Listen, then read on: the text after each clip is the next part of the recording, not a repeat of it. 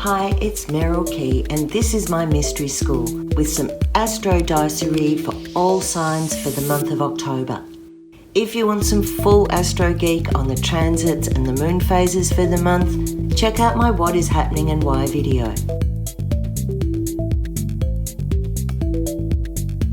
We'll start with an overview for the month, and then we'll throw some dice for each sign.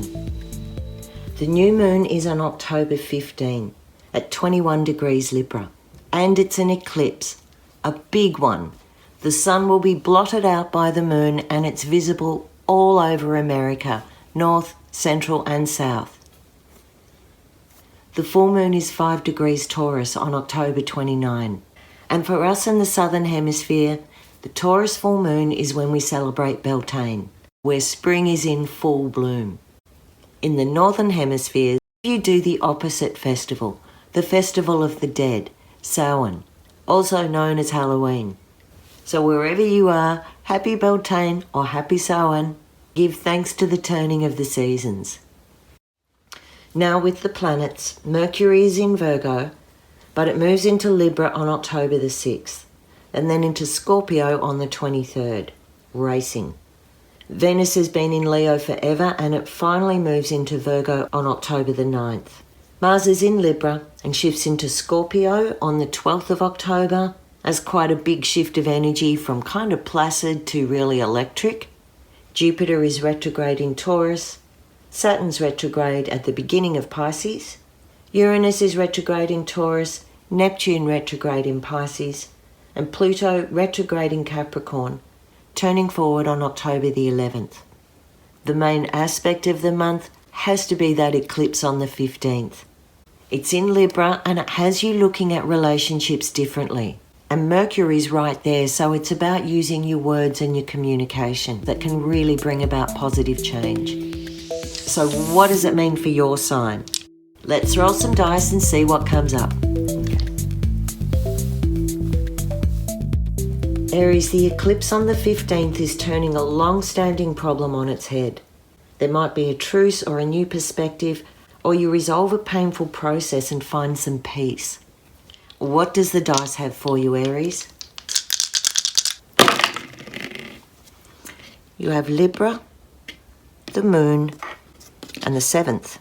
Well, straight up, this is pointing to that eclipse, which is in Libra and involves the moon covering out the sun. This is really looking at your relationships, which is the 7th house, Libra being the ruler of that place. So the eclipse is going to bring up and reveal something that's been hidden in the shadows. In the real world, the moon's shadow is going to blot out the sun. It's going to take a big bite out of what you thought was reality. And for a magical few minutes, nothing is as it seems. It allows some truth to come forward. And because it's the moon's shadow revealing the truth, it gives you an opportunity to see into the dark and what's been hidden. There's something in a key relationship that's drawing your attention. And it does mark a turning point for you. The moon can represent how you do nurturing, mother. It can represent the safe space of home, where you get sanctuary, where you get nourishment. And because the moon is supported in this place between Libra and in the 7th, I expect the eclipse is going to bring out a change for the better. It might feel radical, but I suspect it's been a long time coming. You might want to look back to when the moon was in the opposite sign of Aries around April, and things that came up then might be finding their resolution. This reading to me also looks at the healing and forgiveness that can come in relationships over that eclipse period, even if it means turning your back on something or letting something go.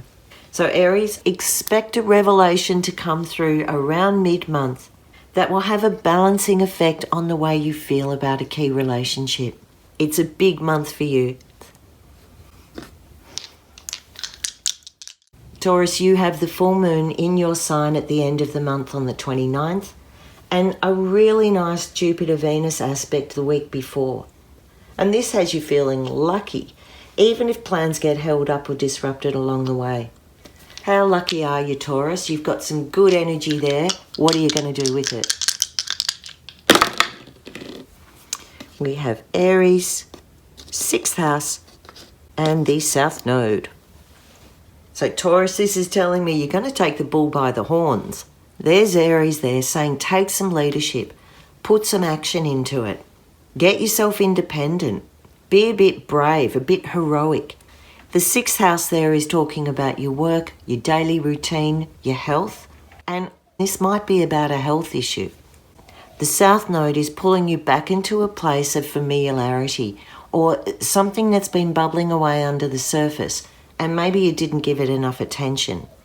If you have missed something, Aries is saying act on it now. This also might be looking at you wanting more independence and autonomy in the way you work. South Node is pulling you out of a workspace in some way. Maybe it's giving you work from home. Maybe it's putting you back in a role you used to do, or you're acting for someone else. And if you are, use that role to really develop a kind of professional suit of armour. It's not about being combative, but it may be clearing up an old conflict and leading into a new direction. But I have to say, I can't help tuning into a health issue that needs you to respond to in this time. So if that's pricking a resonance for you, go check it out.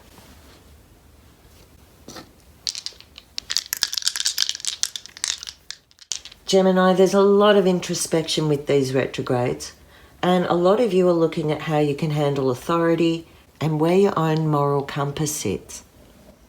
Let's roll some dice to help you out with that in October. You have the 6th house, Neptune, and Leo. Gemini, this puts a nice creative spin on the month for you. Leo in Neptune is really creative, but it's an odd mix because Leo rules by fire and Neptune rules water. They're opposites, and they can dull each other's spirit. So we might be looking at a bit of the old Neptunian delusion here about your position or your status. And the 6th house is in the way you handle your daily work, your routines, your rituals, the things that bring order into your life. And I feel like there's a bit of chaos in your daily routines at the moment. You might be a bit resistant or a bit bored, and that can send you into workplace distractions. And there might be a bit of a crush going on or a secret romance. Something's sparking up your imagination, but you're kind of losing your footing at the same time. So I guess the advice here, Gemini, is to be a bit on your guard, especially in the workplace. If you're getting your tyres pumped by someone at work, recognise that there might be something beneath the flattery. Keep your feet on the ground, find that balance of opposites, which is your destiny to master, and try not to be swept away in big or glamorous or promises that might bend the truth a bit. The 6th house is asking you to find order and a process and a system in the way you do things and not disappear into escapism. Cancer, the eclipse mid-month might have you flipping back and forth on an attraction or a new direction. Take your time to get the balance right and integrate the pieces. How can the dice help you with that? You have Taurus, the Sun, and the 4th house. The dice here, Cancer, is saying find security by going step by step. Go back over the basic details. Taurus doesn't like to be hurried along, and if it misses a step, it kind of screws up the rest of the operation. So you need to have patience. The 4th house is about the roots of your chart, your family of origin, your family in general, and also the place you call home, where you get emotional safety. And you have to put yourself first with that this month. You might be doing physical work in your family home. You might be buying or selling property. And if you are, there's not a bad reading for that. The sun gives you success with whatever you're doing. But at the same time, the sun doesn't shine in the 4th house. It's kind of underground. So something you're doing is saying, pull yourself back to the roots. Get back to your foundation. Integrate those pieces so that you know you're really setting out on the right foot. Leo, Venus leaves your sign on the 9th and life slows down to more practical matters. Some of you are going to be really glad to get back to a healthy routine, but other Leos, you might be feeling distracted and restless. How can the dice help you focus on the best path? We have the 12th house, Aquarius, and Mercury. Leo, this might have you connecting with long-lost friends, joining up with a group or a community that you've lost touch with, or finding a group or community that really meets your spiritual needs. In some ways, after the whole Venus retrograde thing and Venus in your sign, you're looking to go back into the seed to be reborn again. The 12th house is the place where transformation happens. It's the house of veils. It's the furthest out. It's mystical. It's spiritual. And you're looking to connect and communicate with an unusual group that meets that measure. It's an internal time for you. And with all the retrogrades, you are really getting bashed around a bit. So I'm thinking with this, Leo, take care of your mental health. Aquarius wants to blow things up into big possibilities. And with Mercury, your mind is ticking over all the time. In the 12th house, it's ticking over in the dark places, the inaccessible places. So if you're struggling with that stuff, take some time out and let your mind find some order from whatever is chaotic. Virgo, Venus is in your sign from October the 9th, and it lets you enjoy yourself instead of getting stuck with the tedious stuff.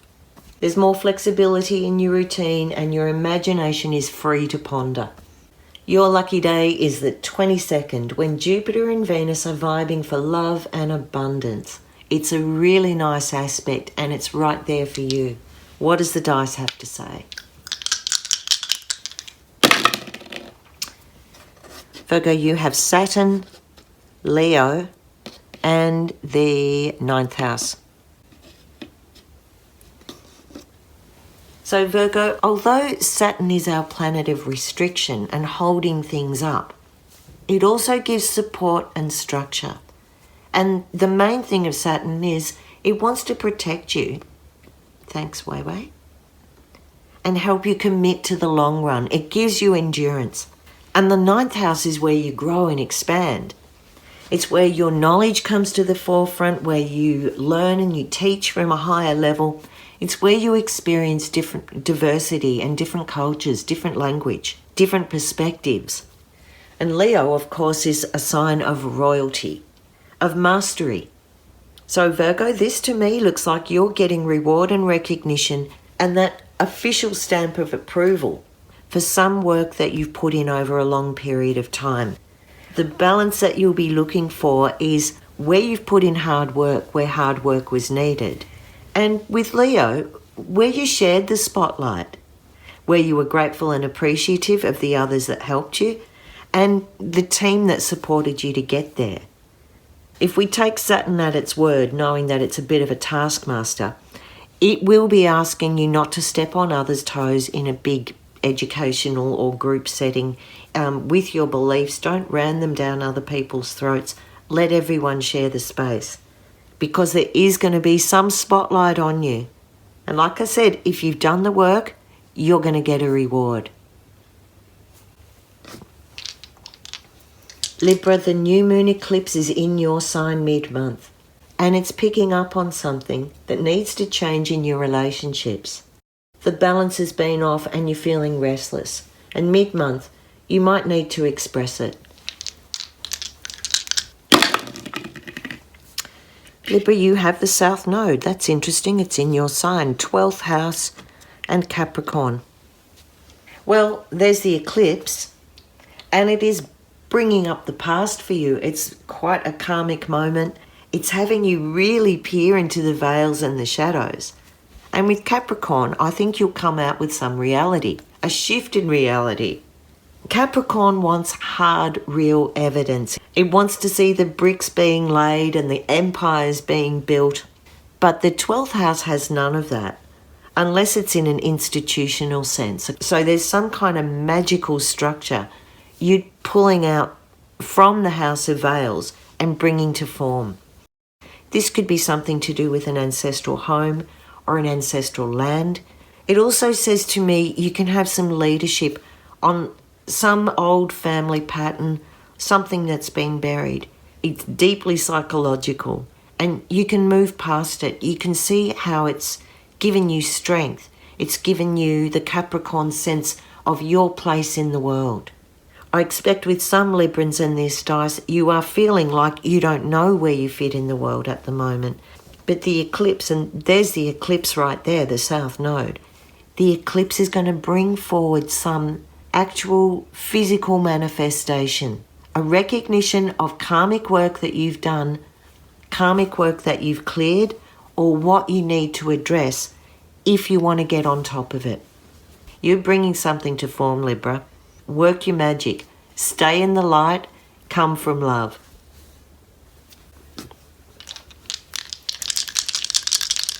Scorpio, Mars and Mercury are in your sign over the month, and that keeps you really busy, really packing it in, and maybe stretching you to your limits. But you're pretty tough, and there's a level of excitement to your plans. So what can the dice say about that for you, Scorp? You have the 3rd house. You have Pisces. And Neptune. That's nice. So Neptune is the ruler of Pisces, so these two are very happy together. And in the 3rd house, we're looking at magical, creative, inspiring communication. This has you meeting up and connecting with all sorts of creative types and expressing yourself in different ways, not just with words, but with the non-verbal as well. This is a really good one to collaborate with others and get into a very flexible, flowy, mutual, reciprocal, arty kind of event. And also Neptune is in Pisces at the moment. So there's something in your 3rd house that it's pointing out. This can be about siblings, about your neighbourhood, but it's mainly to do with the connections, the way your mind connects to your body, the way ideas come, and your ideas are really flowing. It's also about languages and learning. So you're opening up in a somatic way about the way you learn. It's not purely logical or mental or analytical. You're learning through your senses, through the way you move, through the way you express, and through the way others express.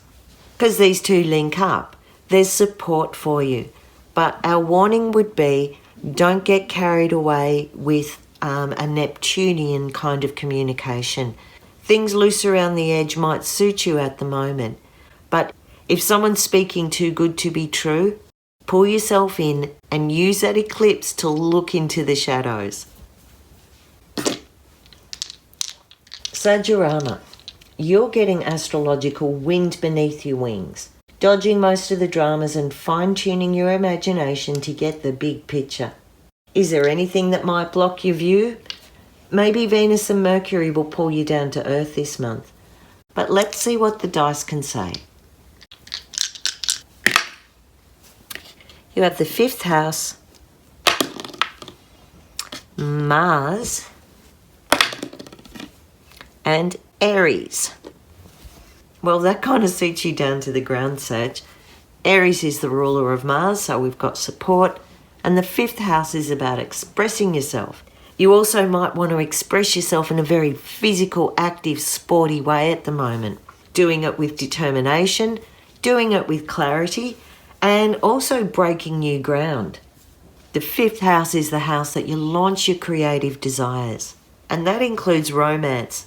So there might be a bit of a fast and furious attraction going on here. This gives you a lot of energy and a lot of strength to move forward on a new path and in some ways bring others with you. But for the time being, you might find you're out there on your own, expressing something that other people haven't caught up with yet. There is an element of frustration with this. You're wanting things very direct, and you want to see action from those words as well. Because Venus and Mercury are in a slightly squinchy place for you, Sag. There's a little warning here that you don't dominate and override others, that you don't move too quickly. You've got to find a way to bring other people with you, leading by example.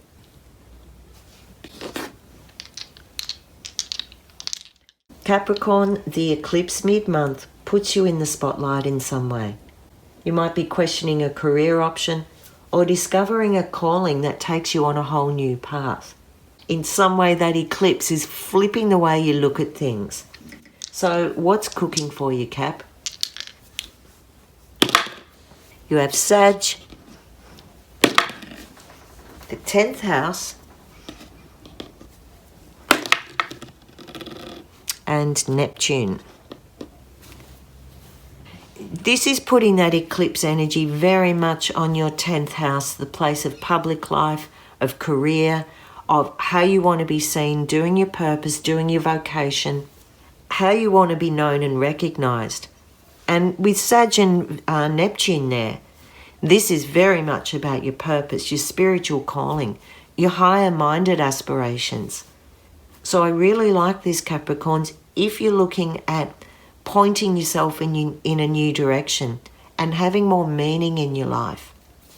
This calling could take you to other places or be developing, it might be through social media with Sag, it might be through publishing, it might be through spreading a message, and that message could have a charitable content to it.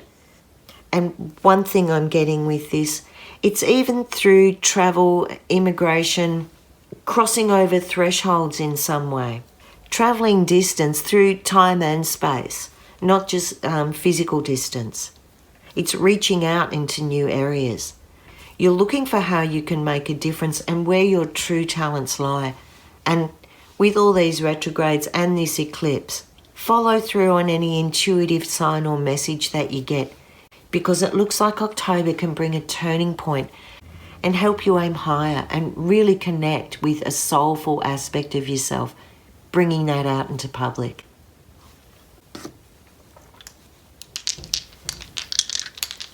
Aquarius, you've been taking a few astrological hits, but Venus is moving out of your conflict zone on the 9th, and the big planets are all pulling up the carpet to see what's under the floor. So October, it's a time to refine and retune the structures and the habits that have been holding you back. Let's see what the dice can do for you.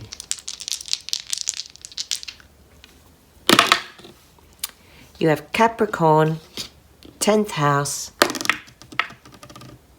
and Jupiter. This is nice recognition.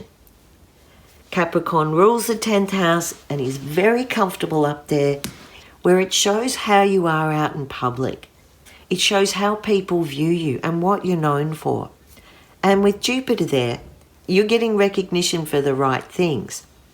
Jupiter expands wherever it is. It opens to possibilities. It gives a real buoyancy and optimism wherever it places itself. And this is putting you right out in the public eye. Because Capricorn is also about finance, corporations and property. Some of you might be looking at a successful property sale or purchasing some new property. You might be getting a new title that elevates your position. You might be given official documents or a permit or a grant that lets you expand on a project. For others, this could be a significant announcement, a wedding or a birth, a successful outcome of something you committed to.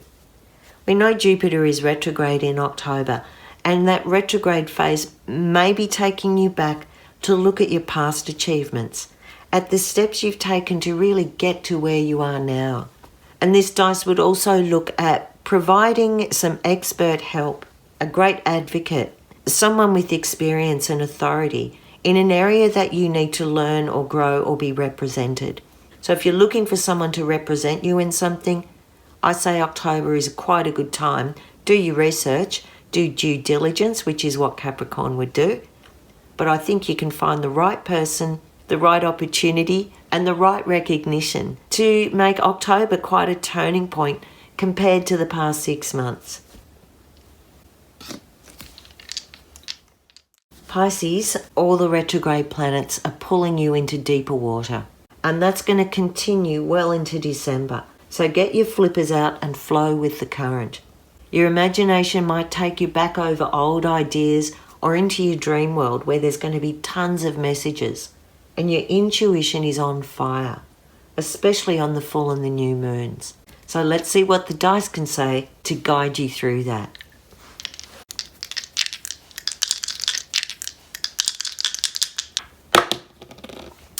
You have the South Node,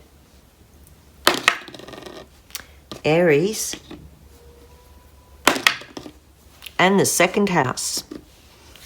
Well, Pisces, there's the eclipse. It's a South Node eclipse, and it's asking you to go back into your resources, the second house, and use those resources for Aries to forge a new direction. So this is picking up on some of the gold that you've got in old ideas, projects that you're half finished, things that you've put on the back burner that you thought will build a bit of security for you. Because there's something in there that just needs a bit of rejigging and a bit of motivation, a bit of courage, and you'll find a resource that keeps on giving. When the South Node is in your second house, it can drain your resources, but it also gives you an amazing strength to use all the tools you've gathered in every lifetime you ever had. And because this links with the eclipse, the South Node, while the North Node is in Aries, Aries is pushing you out forward.